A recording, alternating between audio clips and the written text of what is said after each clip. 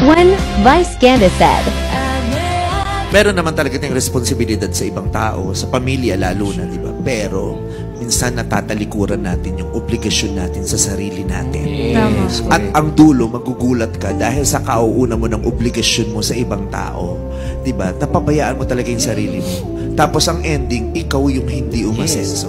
Ano yan eh? Lalo na yung mga breadwinners. Breadwinner problem yan eh. Yung ganyan, di ba? Trabaho sila ng trabaho para sa ibang tao. Diba? Tapos magugulat sila isang araw, gigising sila. Tumanda ako, wala akong napundar for myself. Kasi lahat ng pinagtrabahuhan ko, pinaghahati-hatian nila. Diba? At ang masakit pa, ang tagal ko na nagtatrabaho para sa kanila, pero hindi pa rin sila umaasenso. Tapos hindi sila umaasenso. Pagtingin ko sa sarili ko, ay hindi rin pala ako umasenso. Yun yung yung breadwinner problem. Diba? Kaya dapat alam mo din, ay teka lang, kailan kayo hinto? Parang nagawa ko naman na yung dapat kong gawin, pero kailangan ako naman muna. 'Di ba? Kailangan pa-asensuhin ko rin ang sarili ko, 'di ba?